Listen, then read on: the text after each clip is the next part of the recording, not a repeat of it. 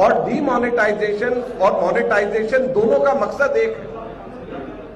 जैसे आप पुरानी पिक्चरों के अंदर देखते होंगे सीता और गीता, राम और श्याम, वैसे ही ये मोदी जी द्वारा प्रोड्यूस करी गई, डायरेक्ट करी गई फिल्म है monetization demonetisation.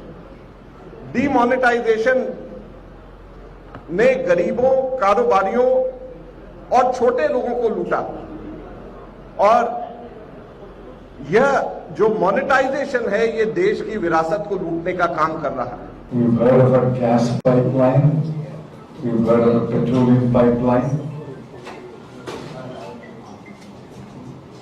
and the Prime Minister Mr. Modi in 3 successive independent days announced a national infrastructure pipeline, and today we have a national monetization pipeline.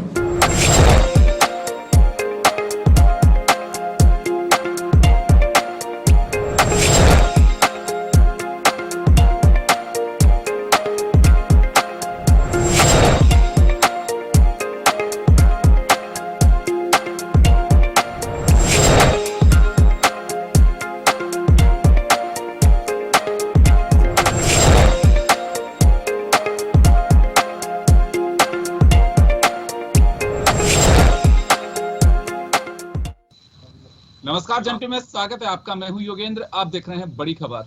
बड़ी खबर में हम बात करेंगे एनएमपी यानी कि नेशनल मोनेटाइजेशन पाइपलाइन कार्यक्रम जो गवर्नमेंट का 6 लाख करोड़ रुपए 29 सेक्टर के अलग अलग चीजों को शेयर्स में देकर के उसके बदले करीब 6 लाख करोड़ रुपए केंद्र सरकार जुटाएगी। दावा है सरकार का कि देश के विकास के लिए यह पैसा जुटाना बहुत जरूरी है, लेकिन इस पर कांग्रेस आक्रामक है। और कांग्रेस का कहना है कि एक तरफ सरकार कह रही है कि 70 साल में कुछ नहीं हुआ, तो एक पैसे इकट्ठे करने के लिए कौन से एसेट्स जो हैं उन्हें दिया जा रहा है। कांग्रेस का यह भी आरोप है कि बेचा जा रहा है, केवल ये लीज पे नहीं दिया जा रहा, बेचा जा रहा है, और कुछ अपने दोस्तों को मोदी जी देने का ये प्लान पहले ही कर चुके हैं। ये देश के खिलाफ एक साजिश है। तो चले हम चर्चा शुरू करेंगे और क्यों कांग्रेस को ऐसी साजिश लग रही है और सरकार कौन सा विकास करेगी जिसके लिए 6 लाख करोड़ रुपए की आवश्यकता है। हमारे साथ वरिष्ठ पत्रकार श्याम सुंदर शर्मा साहब जुड़े हुए हैं, भाजपा नेता सुरेश गर्ग जी हमारे साथ हैं, कांग्रेस नेता मनोज मुदगल हमारे साथ हैं। सभी का स्वागत है। मैं मनोज जी सबसे पहले आपके पास आना चाहूंगा। आपके सीनियर लीडर्स को मैदान में उतारा है पार्टी ने और अलग अलग स्टेट्स में भेज करके प्रेस से ब्रीफिंग की जा रही है और बताया जा रहा है कि सरकार जो कदम उठाने जा रही है अनुचित है, यानी कि ये करने की कोई आवश्यकता नहीं है। ऐसा क्यों लग रहा है कांग्रेस को? देखिए, मोदी जी ने आज से 7 साल पहले एक नारा दिया था और भाषण दिया था, देश नहीं झुकने दूंगा, देश नहीं बिकने दूंगा। बहुत बड़े बड़े कवियों की तरह उन्होंने भाषण दिया था, लेकिन आज उस पे फलीभूत बिल्कुल भी नहीं है। आज उन्होंने पेट्रोल डीजल पे कहा था, अब और नहीं पेट्रोल डीजल की मार, अब की बार मोदी सरकार। सब वादों पे ये सरकार घिरी हुई है, सब वादों पे सरकार उल्टे पांव गिर रही है। आप देख रहे हैं कि जो 70 साल में जो संपत्ति सरकार की बनी, आपने देखा इंदिरा गांधी जी ने जब प्राइवेट बैंक थे उसमें नेशनलाइज किया। देश को नेशनलाइज करने का मेन मकसद ये था बैंकों को, कि बैंकों की मजबूती और जनता का पैसा सेफ हो। लेकिन मोदी जी ने उस 70 साल की संपत्ति को बिल्कुल धरातल पे ला करके और उनको बेचने की जो ये उन्होंने साजिश रची है, इसको देश बिल्कुल बर्दाश्त नहीं करेगा। आप ये देखिए, जयपुर एयरपोर्ट 1 रुपए गज की जमीन दी गई थी, आज उस जयपुर एयरपोर्ट को इन्होंने अडानी ग्रुप को सुपुर्द करके उस संपत्ति को 60 साल या 70 साल 90 साल की लीज तक भी दिया जा रहा है। आज जो देश में संपत्ति सरकार के रहते हुए सरकार ने बनाई थी, आज उस संपत्ति को बेच करके घाटे को पूरा किया जा रहा है, घाटे को खत्म किया जा रहा है। हम मोदी जी से पूछना चाहते हैं कि जीडीपी गिर रही थी, क्या यही एक तरीका रह गया कि सरकार की संपत्तियों को बेच के सरकार अगली सरकार के लिए एक लायबिलिटी छोड़ दी जाए? जी गर्ग साहब, आपने सुना मनोज मुदगल जी को अभी कि ये लीज पे नहीं दिया जा रहा, ये संसाधनों को बेचा जा रहा है और जिनको बेचेंगे वो उनका बीजा इसका दोहन करेंगे, वो अपने अंदाज से उसे चलाएंगे। पब्लिक सेक्टर की यूनिट्स को भी अगर दिया जाएगा तो वो अपने तरीके से चलाएंगे। वो जनता के पर कितना भार पड़ेगा, क्या होगा, उससे कोई केंद्र सरकार को लेना देना नहीं है। ये चाहे पी चिदम्बरम हो, चाहे राजीव शुक्ला हो, चाहे सचिन पायलट हो, या फिर दूसरे नेता हो, वो सब एक ही बात कर रहे हैं कि 6 लाख करोड़ जुटाने की आड़ में सरकार ऐसा काम करने जा रही है कि देश त्राही त्राही करेगा। ये कांग्रेस के इन सवालों का कुछ जवाब है, या फिर पार्टी लाइन पे इस तरह की बात की जानी चाहिए कि आप जो लोग 6 लाख करोड़ का आप कह रहे हैं कि हम संसाधनों को बेच रहे हैं, वो बेच नहीं रहे हैं विकास के लिए पैसा।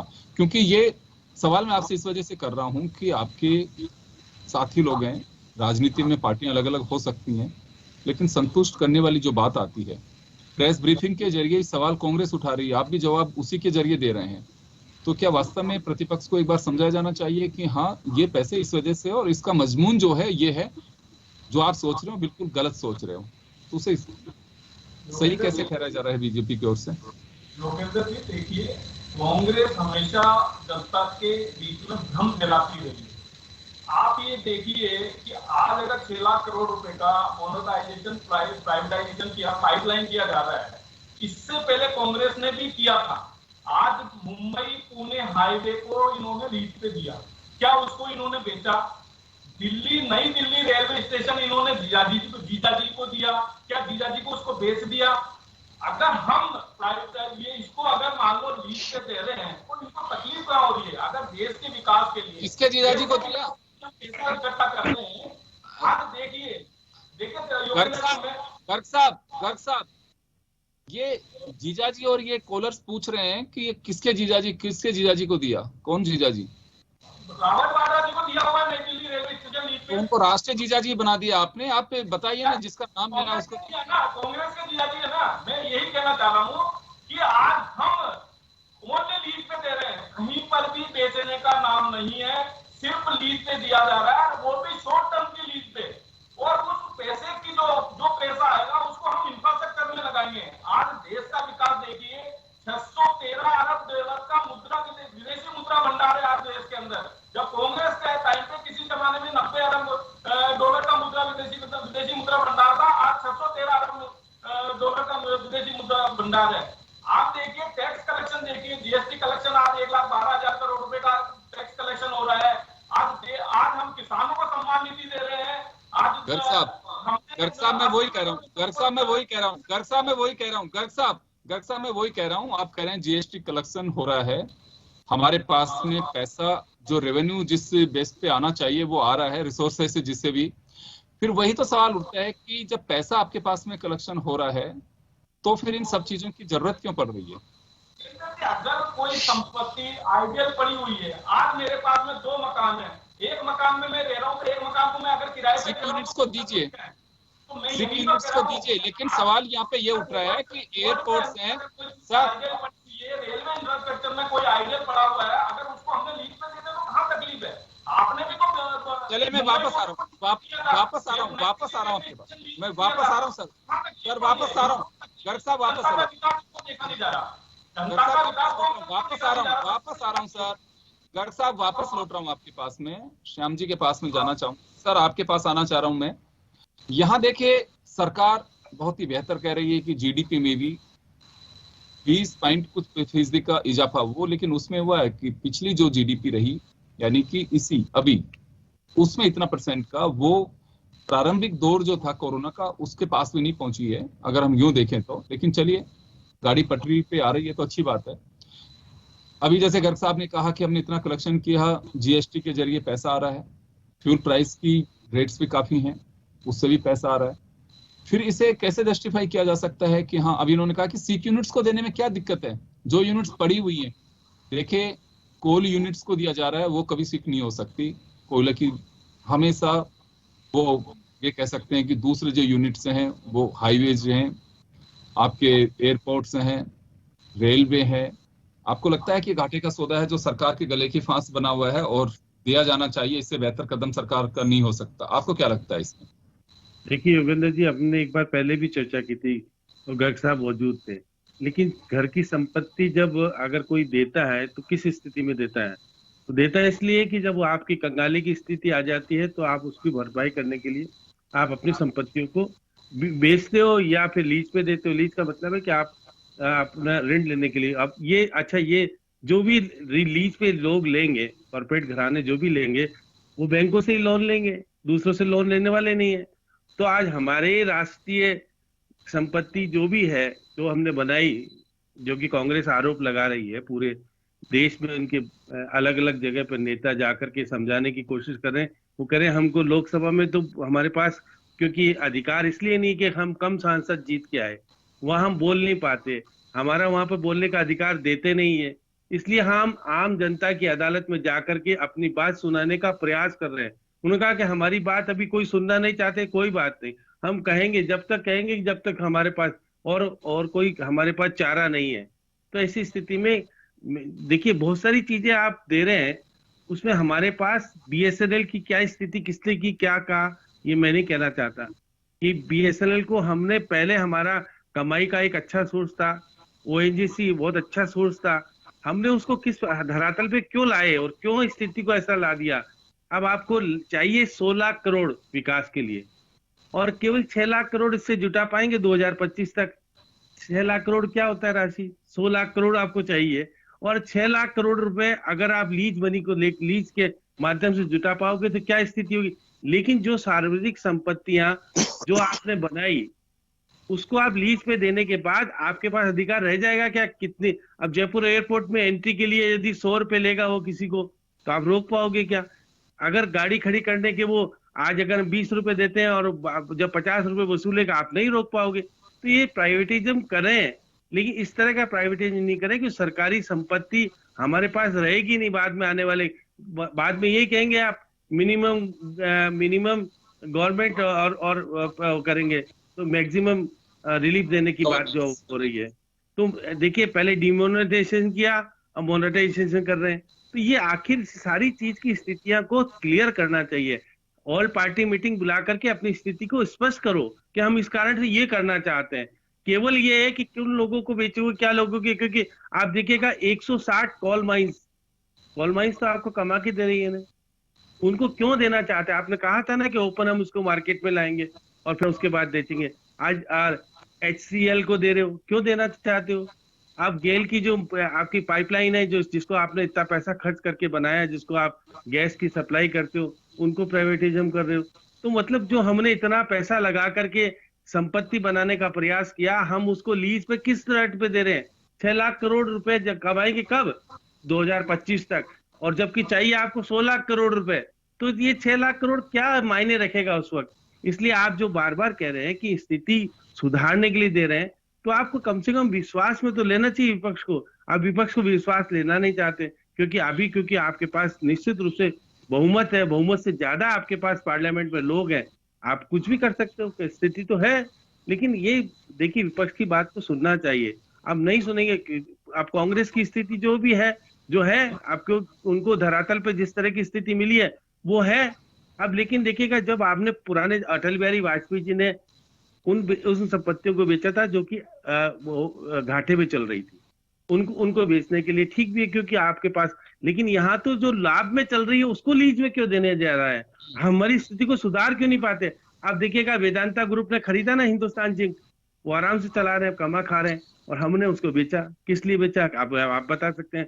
क्योंकि ये सारी चीजें कि हम उसको सुधार नहीं पा रहे हैं, इसलिए हम अपने स्थिति को सुधारने के बजाय लीज पे देकर के वापस आ रहा हूँ मनोज मुदगल जी के पास में जाना चाहूंगा एक बार में।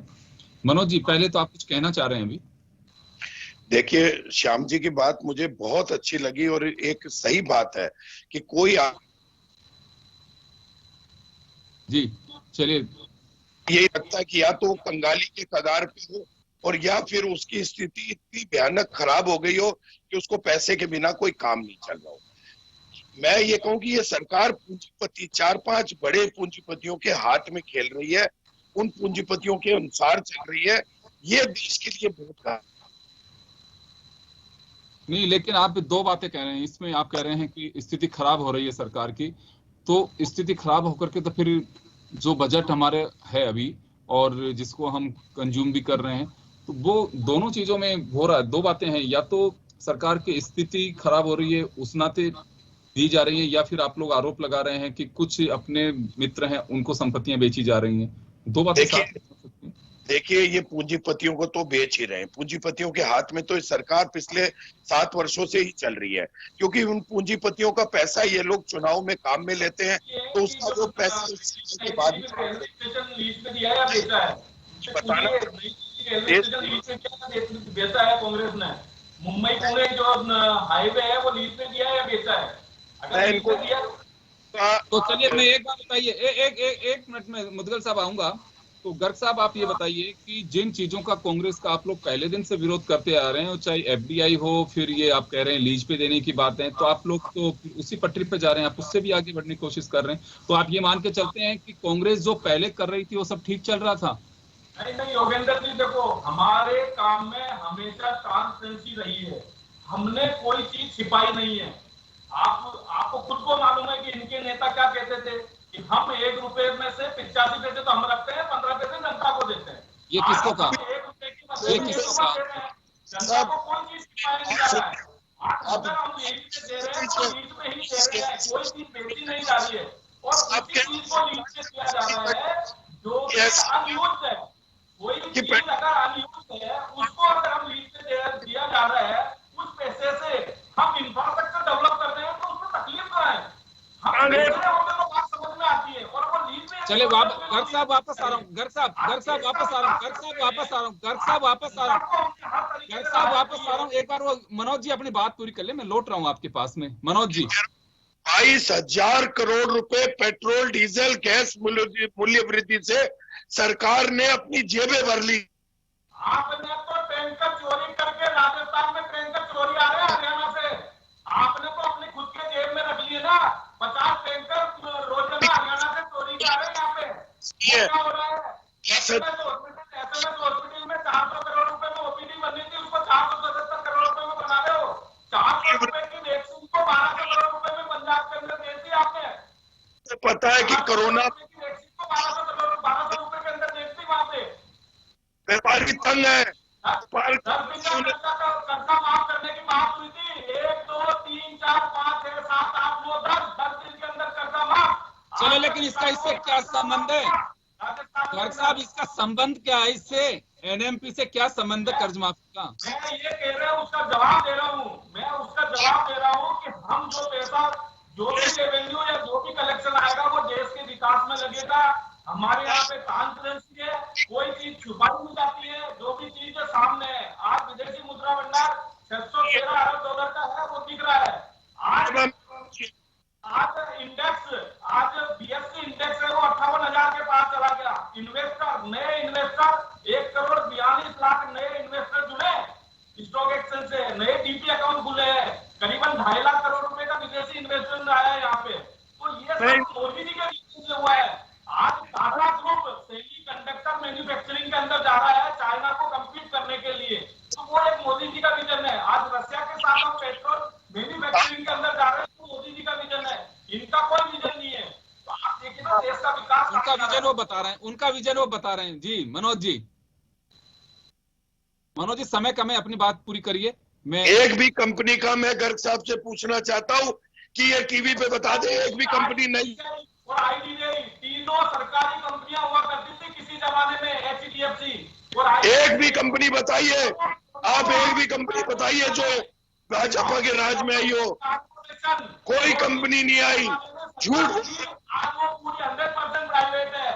आईसीआईसीआई सरकारी की, उसको टोटल प्राइवेट। चले समय कम है, मैं एक सवाल श्याम जी से लेना चाहूंगा। श्याम जी आपके पास आना चाहूंगा मैं।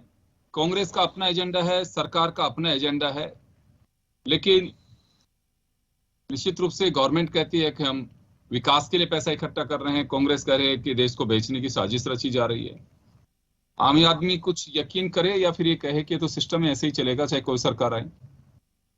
देखिए योगेंद्र जी, जिस प्रकार की स्थितियां हैं, आप घाटे के सौदे को बेचो तो ठीक है, कोई दिक्कत नहीं, लेकिन किसी स्थिति को आप लीज पे देने के लिए यदि उसकी स्थिति को खराब करके फिर कहो कि हमारी स्थिति ठीक है उसको दे दोगे, तो देखिएगा मैं बता रहा हूँ, देखिए 26,700 किलोमीटर हाईवे, नेशनल हाईवे प्राइवेटिज्म को देने जा रहे हो आप जो कह रहे हो ना, पीपीपी मोड पर ही दे रहे हो, बनाने का पीपीपी मोड पर है। तो ऐसी स्थिति में हम केवल ये कह रहे हैं कि विकास की दृष्टि से अगर निजीकरण करने जा रहे हैं तो निजीकरण में तो फिर कोई दिक्कत नहीं, फिर आपको पुरानी भी चीजों को बेच करके आप देखिएगा 42,300 किलोमीटर की जो हमने बिजली की सप्लाई की लाइन बनाई है उसको लीज पे देने जा रहे हो। हमने तो पैसा खर्च किया ना, ये राष्ट्रीय संपत्ति, पैसा खर्च करके लीज पे देने जा रहे हो। अब हम करें देश के विकास में पैसा लगाएंगे, 6 लाख करोड़ से क्या हो जाएगा मेरे बताइए? 100 लाख करोड़ चाहिए आपको, 6 लाख करोड़ में आप इसको करोगे तो देखिए लोग पूछना चाहते हैं, आपको संतुष्ट तो करना पड़ेगा। आप केंद्र में सरकार में हो तो ऐसी स्थिति में अरे कहाँ लग रहा है, चोर बाजारी हो रही है। आपको सुन तो लो, अरे चलो श्याम जी को तो अपनी बात पूरी कर लेने दीजिए।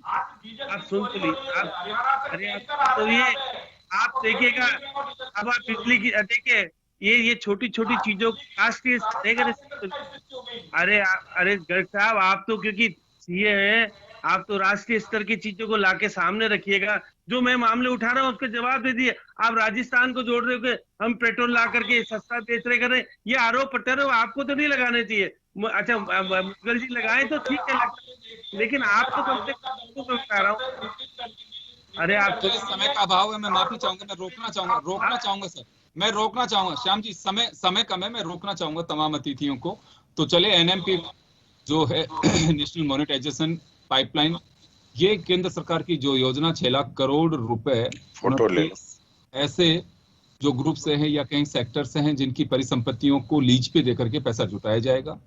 कांग्रेस आक्रामक है कि सरकार देश को बेच रही है, बीजेपी कह रही है कि विकास का एजेंडा है और इसी पे चलना होगा। जो कर रहे हैं बिल्कुल सही कर रहे हैं, लेकिन देखना होगा कि आने वाले दिनों में क्या वास्तव में कुछ चीजों को लेकर के क्लियरिटी आ पाएगी। श्याम जी ने एक सवाल खड़ा किया है कि बात बीजेपी कांग्रेस की नहीं है, बात संतुष्ट करने की है कि वास्तव में ये पैसे क्यों जुटाए जा रहे हैं, और कहीं ऐसा तो नहीं जिन परिसंपत्तियों को आप लीज कह रहे हैं वो मालिकाना हक करके बैठ जाएं और उसके बाद में स्थितियां हाथ से बाहर निकल जाएं।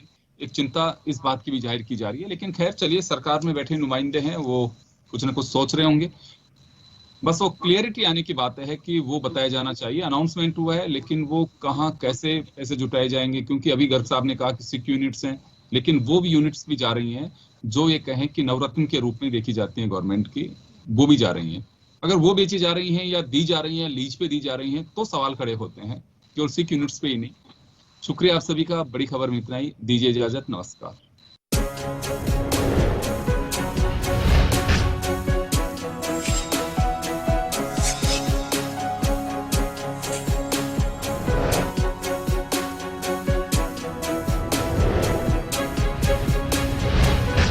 जन टीवी की लेटेस्ट अपडेट पाने के लिए हमारे चैनल को जरूर सब्सक्राइब करें और नोटिफिकेशन पाने के लिए बेल आइकॉन दबाएं।